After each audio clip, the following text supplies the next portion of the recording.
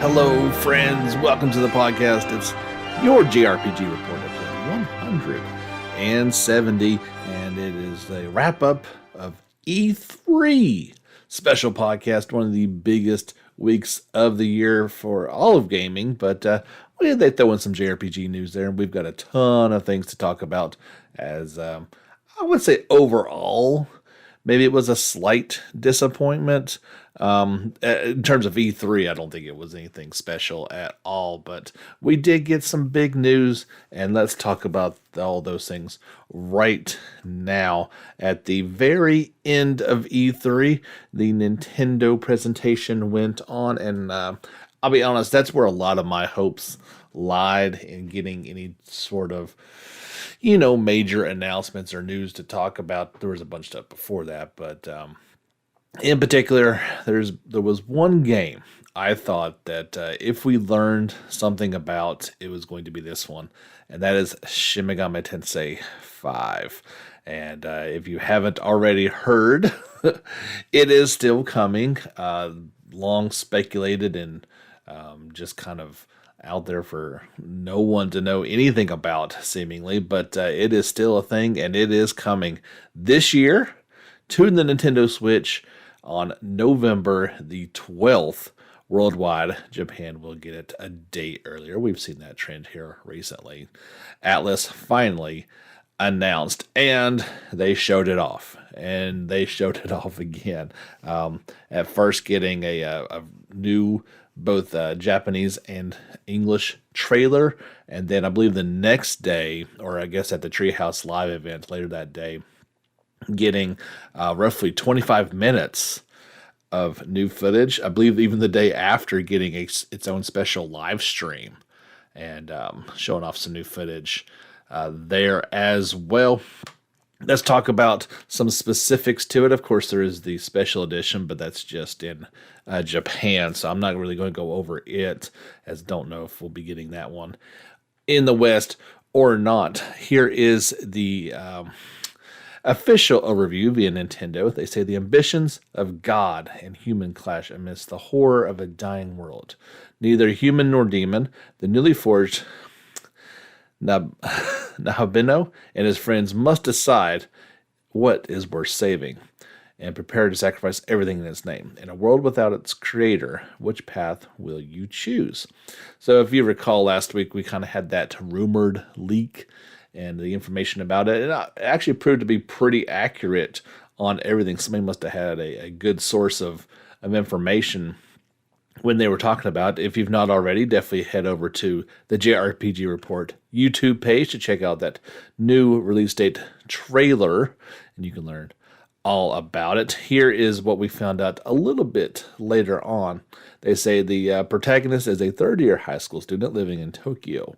While attending the dorm-based Juon Academy, he lived out each day peacefully. Let me just stop right there.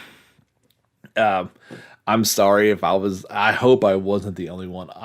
I thought the protagonist was a female. And it wasn't until I was reading about that it said he, and I was quickly corrected.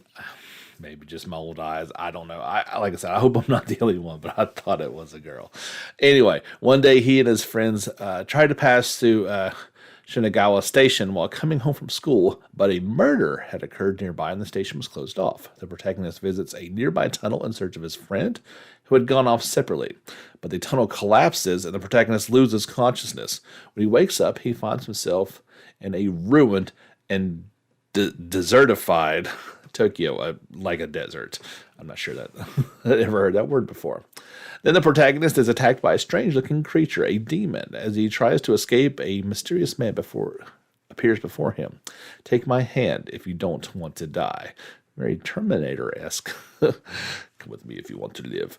The moment they joined hands, a dazzling light surrounded them, and the two were fused together, forming the new form transformed into the forbidden being known as I should have probably practiced this.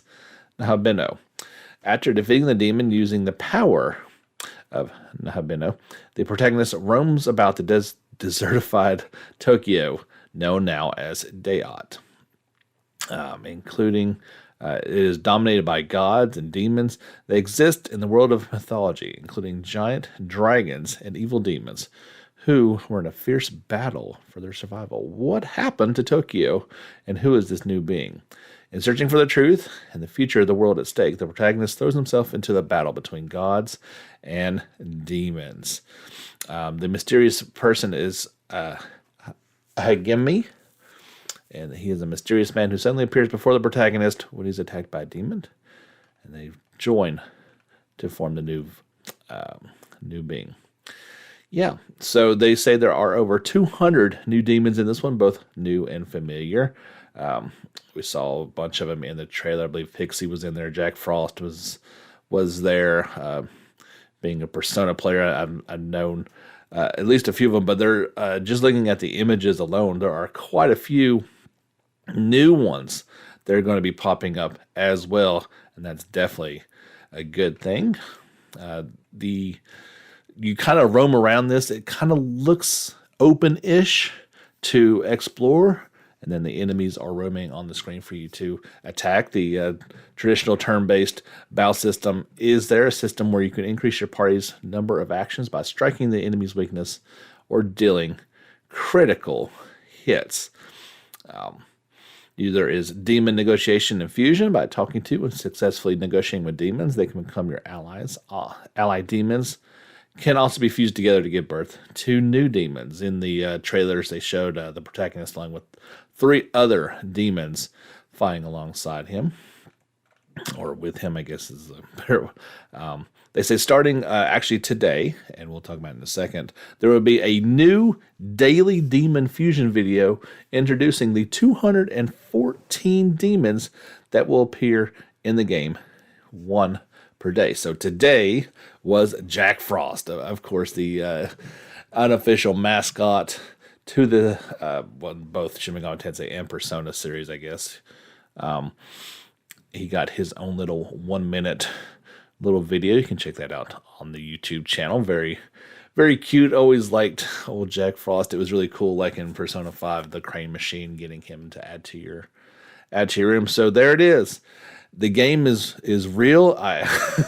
For the longest time, I joked that I thought this wasn't even coming to Switch. It was going to be delayed until whatever new Switch platform is coming next. But it's coming, and we'll be here this year. Like I said, November 11th in Japan, the next day worldwide on November the 12th. If you have been long awaiting this this game, you will finally be able to get your hands on it this year. Nintendo had, I think, an amazing E3 presence. They showed off a bunch of new games that nobody had previously heard about. No new system and or Switch Pro model. That is not, at least not something they're ready to talk about just yet. I think that the Nintendo announcement that I was most psyched up for was that Metroid Dread, a new 2D entry. The first time they said in 19 years they're getting a new one, but that's not JRPG stuff, and you can talk about that stuff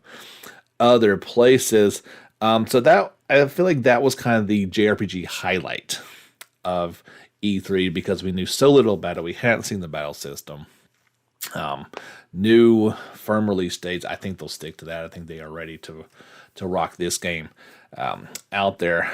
Starting off E3, actually pre-E3 at the Summer Games Festival, there was a new Tales of Arise trailer. So they kind of preempted the whole thing. They got out there and they hit with a bang. Let me tell you what, we knew there were the 4 characters of Alphen, Xion, Renwell, and Law. We've got 2 more, and I believe, at least for now, and for a good chunk of the game, maybe in the whole game, that's going to be the 6. If you recall Tales of Berseria, there were 6 to choose from. Joining the party is Kasara and Dohlman. I'm probably saying his name wrong. As you guys will know, I'm terrible with names. Dohalem? Yeah. So, yeah. this is really rounding out this party. And if you watch this trailer and the subsequent gameplay trailers that came out for it, I'm already having a hard time deciding which of the four I'm going to go with. Here is a little bit of information on Kasara. She is a Dahnan soldier who accompanies Dalalim, one of the most powerful soldiers in the Dahnan army. She is also highly regarded by Renan soldiers, even while using their equipment. She uses a hammer and shield to deal strong damage in close combat, but can also use her shield to protect her friends while unleashing high-powered and wide-ranging defensive techniques. Gotta say, as soon as I get her, she's going in the party. Like it says, not only is she offensive, that I think unofficially they're saying that she's the most powerful character in battle, but also some defensive protect type spells that can go around the entire party.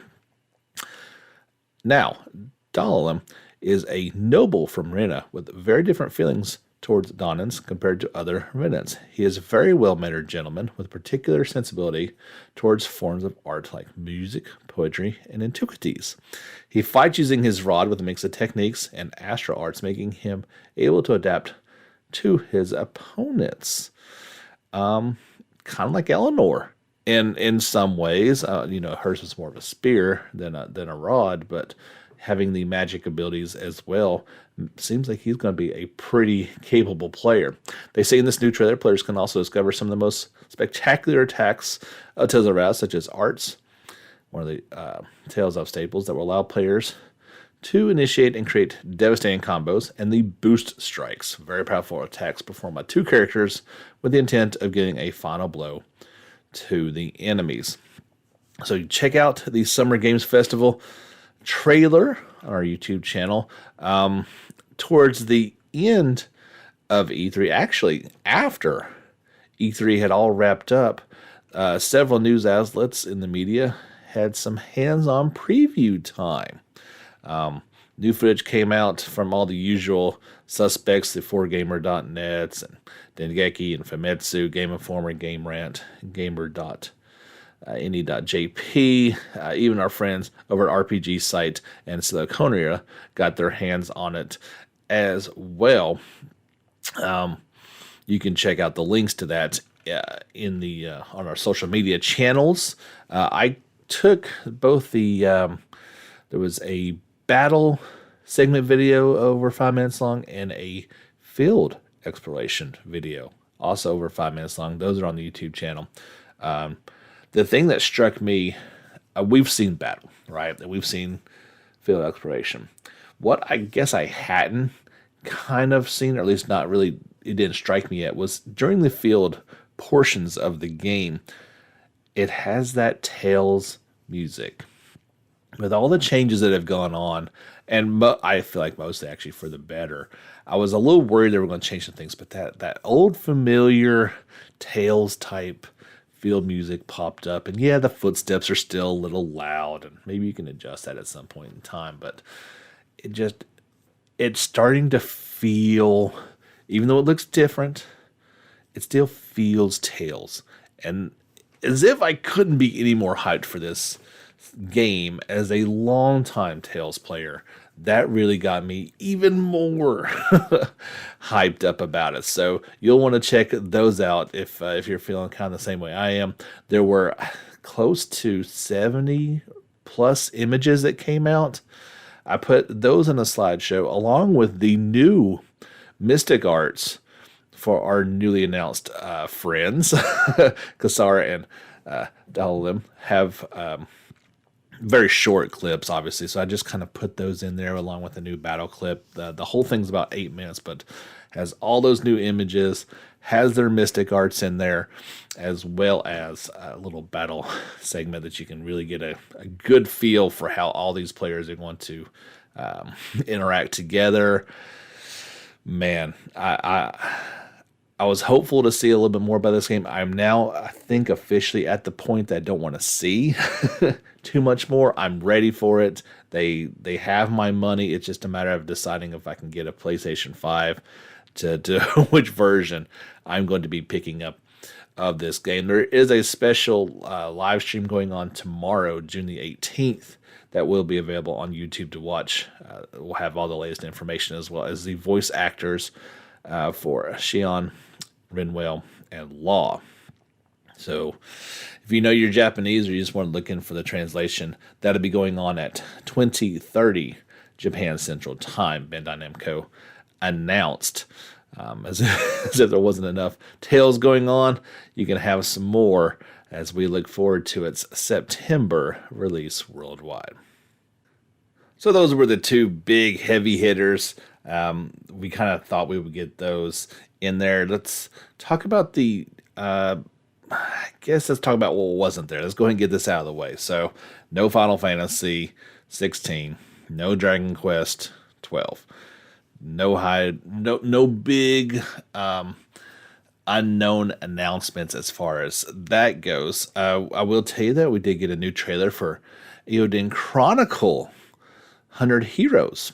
I had thought this was 2022, but then I did recall that it's 2023. So that is still coming, and it's good to see it in action, as maybe we weren't quite sure if things were still going well with it. So they did get a little bit of a story to it. They say, our story begins in one corner of Alron, a tapestry of nations with diverse cultures and values. By dint of sword and by way of magical objects known as rune lenses, the land's history has been shaped by alliances and aggressions of the humans, beastmen, elves, and desert people who live there. The Gaudian Empire has edged out other nations and discovered a technology that amplifies the rune lenses magic. Now, the Empire is scouring the continent for an artifact that will expand their power even further. Eiyuden Chronicle 100 Heroes became the #1 funded Kickstarter game of 2020, thanks to phenomenal support from the community.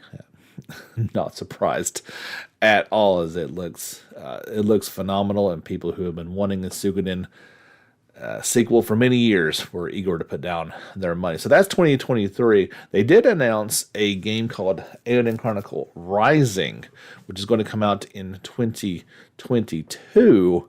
What is that exactly? Let's say it's a town-building action RPG set in the same world. It weaves together a pre-world tales of various characters who will eventually become your companions in the full game. The game will introduce a portion of the cast of characters and an original story with a thrilling action and engaging town-building element. There might even be some small perks for players that link the game to the full release in 100 Heroes.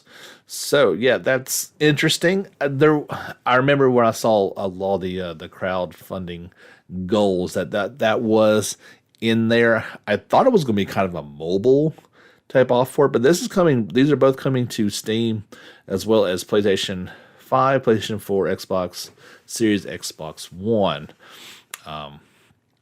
Both titles will be available on Xbox Game Pass, they did announce. So you'll want to check that trailer out if you're curious how this game is shaping up, as I was. I didn't expect this game to be there, so I was pleasantly surprised when it popped up. As usual, Square Enix was at E3 and disappointed millions of people. It always kind of humors me in some ways, seeing the reactions to Square Enix's presentation afterwards, that people are just like, this is nothing new.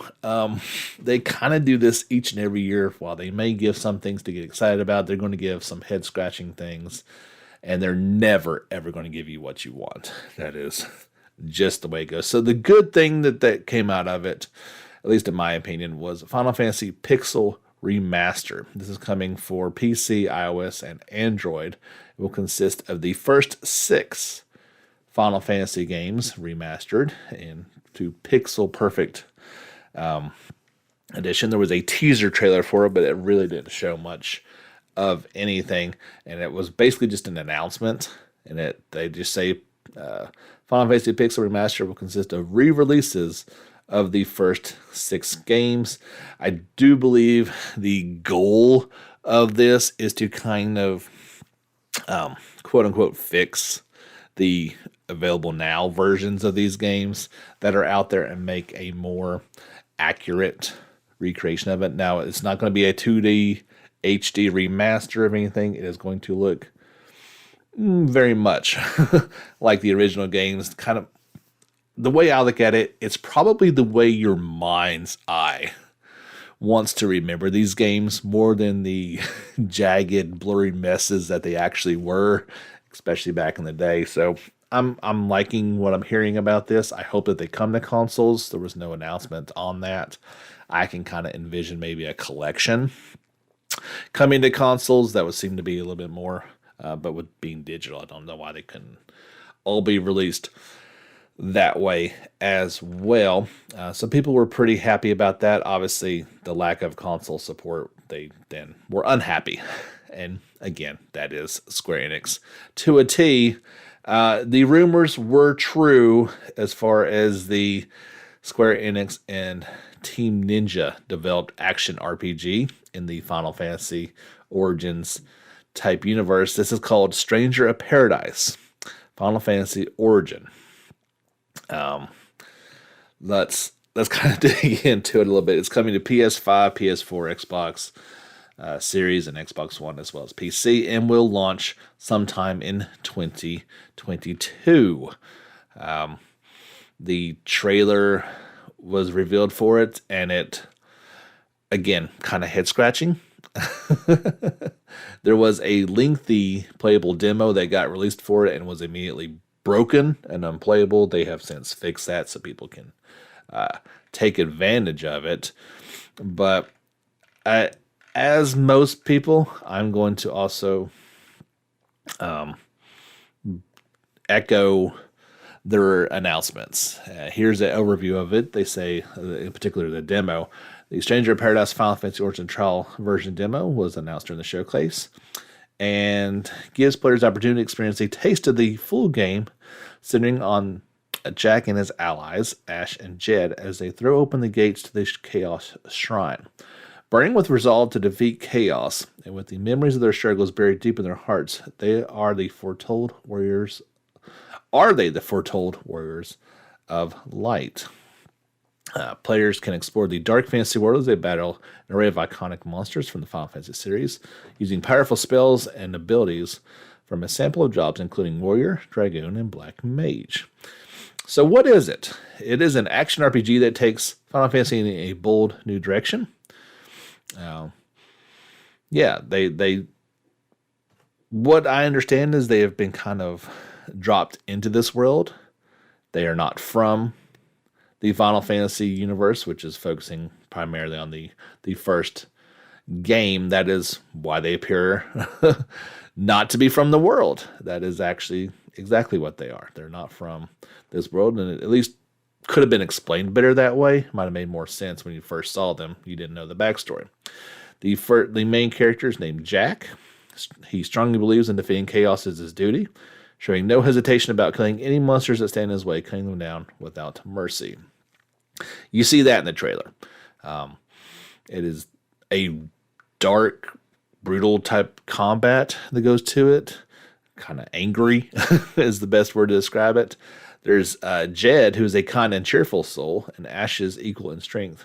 Respects Jack deeply and allies his power. And then there is Ash, who supports the party with his cool and collected personality, recognizes Jack's strength in battle, and trusts him implacably. Yeah, I mean, they just look like people off the streets, which I'm guessing that is exactly what they are. In the trailer, you see them kind of approaching who they think is Chaos. Turns out, may or may not be. I'll leave that up to people to kind of decide. It is, also supposed to be Garland, which I don't want to ruin anything for people in the Final Fantasy if you've not played the original, but they all play central themes to it. In battle, you can switch between two selected jobs as you fight. Each job can equip different weapons and its own unique art attack style. Classic Final Fantasy series abilities appear alongside original weapon abilities. Characters' appearances will also change to reflect their equipped armor. Use a soul burst to strike a finishing blow to depleting the enemy's break gauge. Turn enemies to crystal and restore a small amount of Jack's MP by shattering them. You will face powerful monsters obstructing your path, fierce enough to be bosses encounters in their own rights. Now, this is being produced by Tetsuro Nomura. He say the original concept came up around the time that they were releasing the city of Final Fantasy. And he says, I was thinking to myself about making the next game into one that featured action elements in which locations are conquered rather than the kind of battles against characters.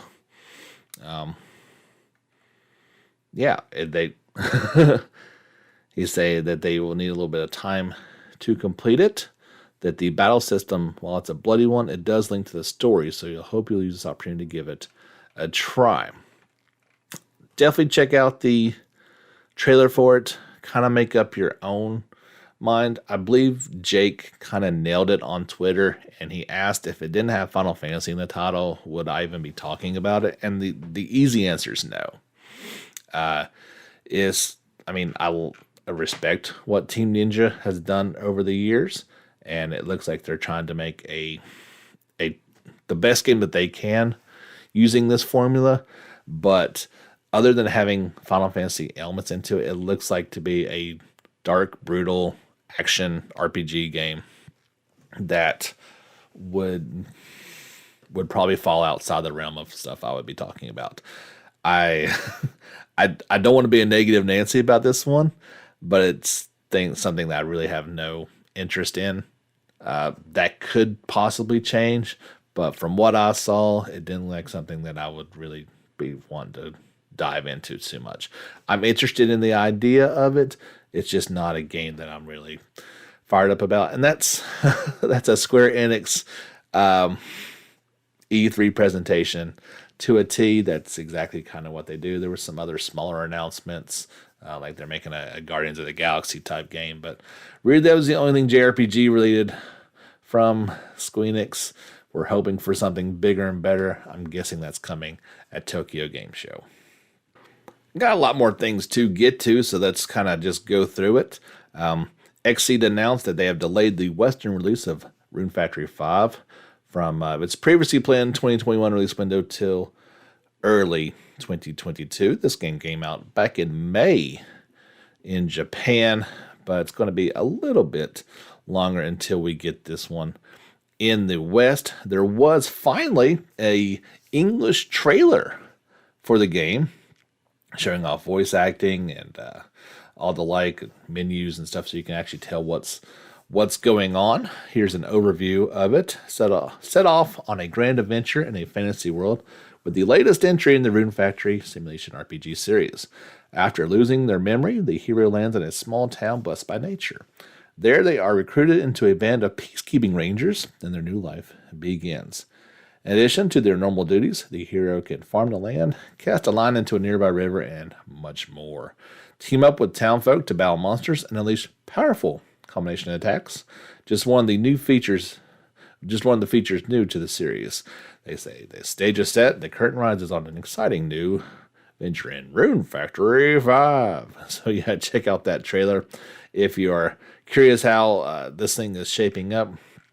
It looks pretty cool. They also announced a Western release for PlayStation 4, Xbox One, and PC of Rune Factory 4 Special. This is already available on the Switch. Came out back in February, but it'll be making its way sometime this fall to the other systems. Kind of before the Nintendo presentation, during the Ubisoft portion of it, they announced a sequel for the Mario and Rabbids game. This one is Mario plus Rabbids Sparks of Hope. This will launch in 2022. They say this is the about via Ubisoft. Cursa, a mysterious and malevolent entity, seeks out energy to further its nefarious plans, plunging the galaxy into chaos. Twisting the planets with its evil influence, it's determined to consume all the energy of the Sparks, who are uncanny creatures formed by the fusion of Loomis and Rabbids, and destroy all who stand in its way. In order to bring back the galaxy and save the Sparks, Mario and friends team up with the Rabbid heroes to journey through mysterious and ever-surprising planets. Here are the key features. An extravagant team galore meet Mario and the Rabbid heroes Build your dream team with 3 heroes among its eclectic roster of 9, including all-time favorites Rabid Peach, Luigi, Rabid Mario, Princess Peach, and some unexpected newcomers. Take advantage of the hero's special abilities to outwit even the strongest enemies in battle. Looks pretty cool. I kind of dabbled in the first one a bit. I own it, so I should probably actually pick it up and play through it. But this one looks pretty cool. It looks to be a little darker in tone than the first one. Does look to have a little bit of a graphical upgrade to it as well, but still kind of using that strategy RPG battle system to its advantage, and looks kind of fun. There, of course, was the cinematic trailer for it, as well as a gameplay sneak peek, both available on our YouTube channel for you to check out a little bit more about it and see if it's something. If you like the first one, I'm guessing you're probably going to quite like this one as well. Game we've been talking about for a while showed back up and gave us a release date. Astria Ascending will launch for PS4, PS5, Xbox Series, Xbox One, Switch, and PC via Steam, as well as the Epic Game Store on September 30th.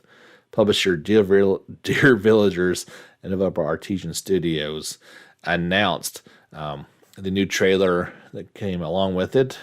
Talked about the game's 8 playable demigods.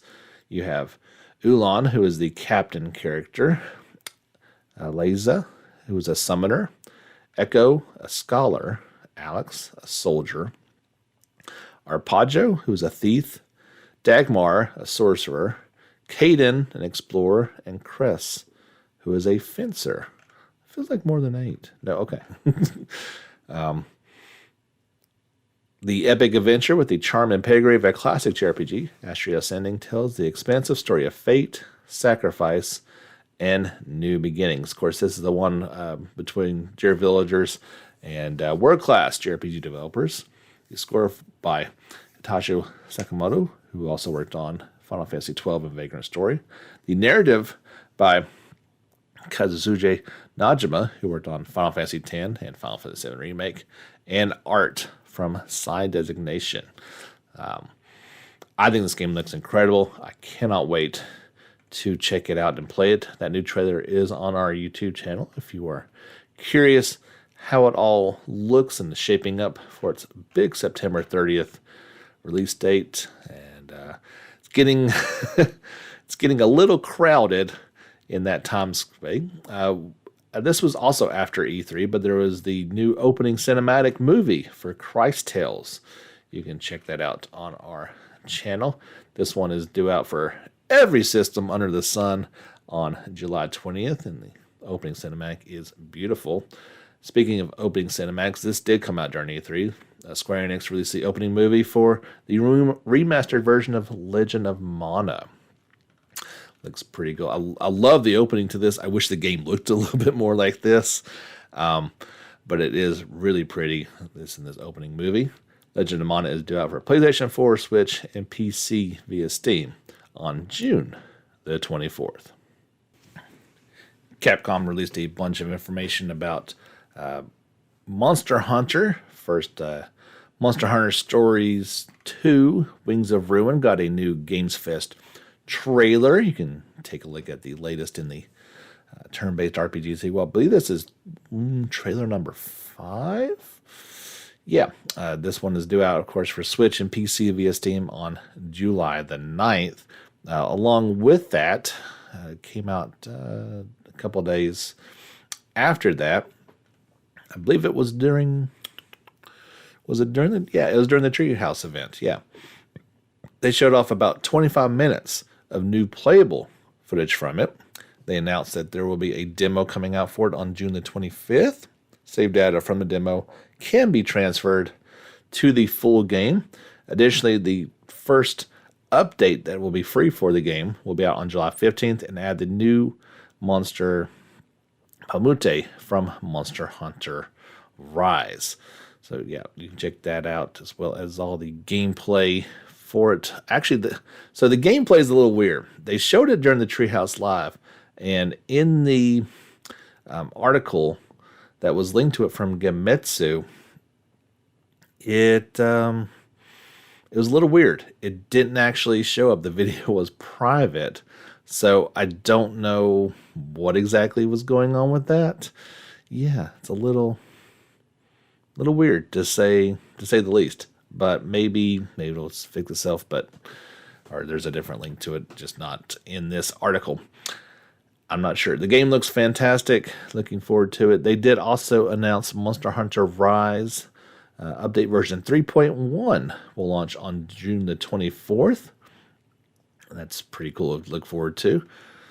You can see July 9th is going to be an event. The end of July is another collaboration, and then August. So they lined out their timeline for that. There is a new update, June-July update trailer you can check out on our YouTube channel, along with that trailer number 5 for Monster Hunter Rising 2.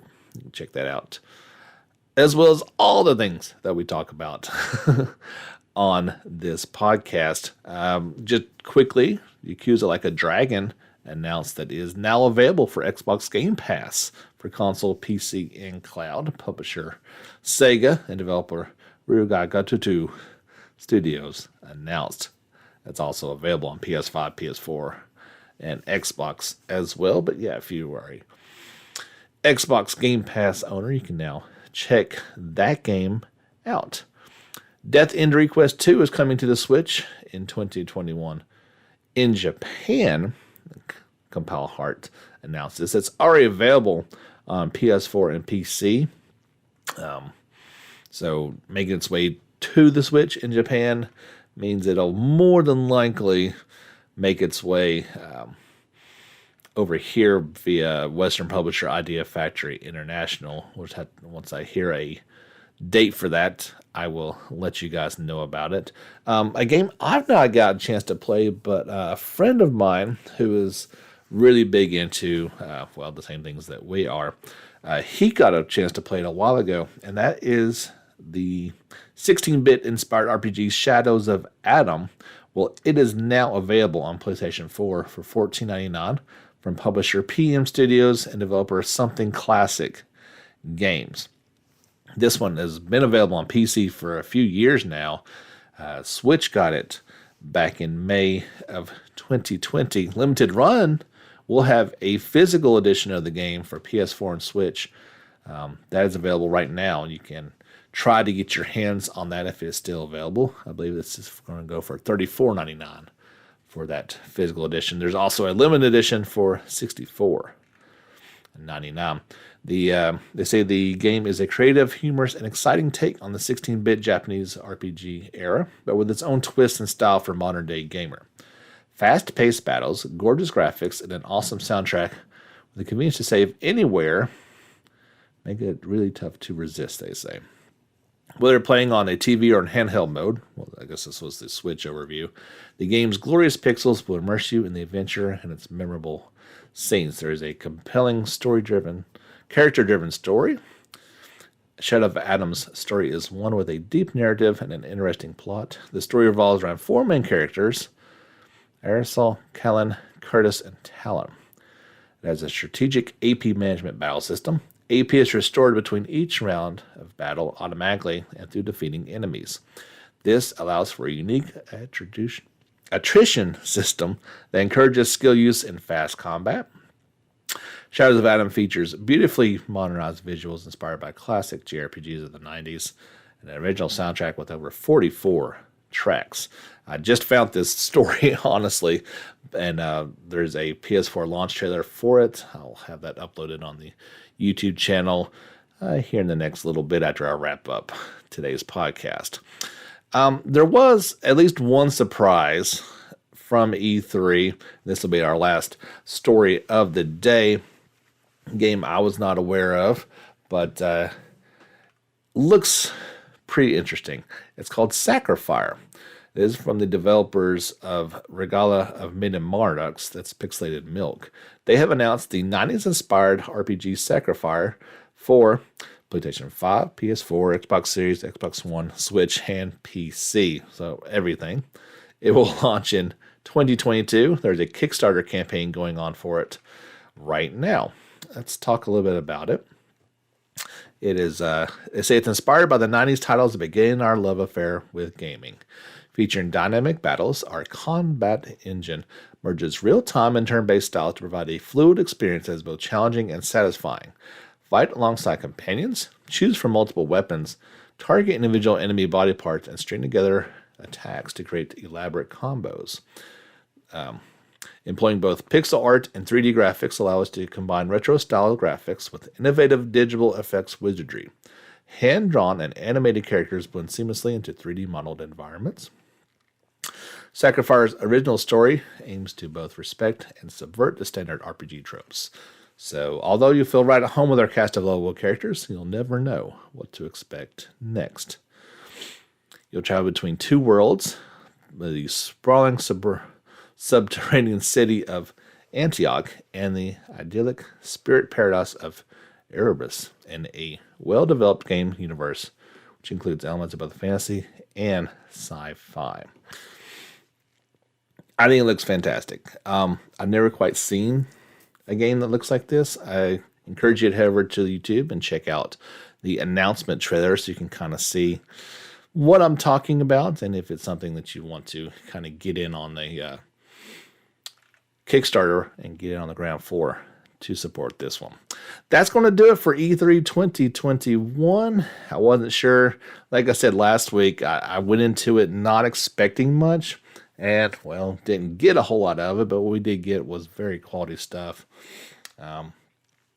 Never know what you're going to get JRPG-wise, but I think it was pretty good, especially with the Shim Megami Tensei stuff and Tales of Arise further development. So, that's it. Next week will probably be a little quiet, as it usually is before anything pops up. But we'll be here to talk about it, whatever, and hopefully it's something fun. You never know.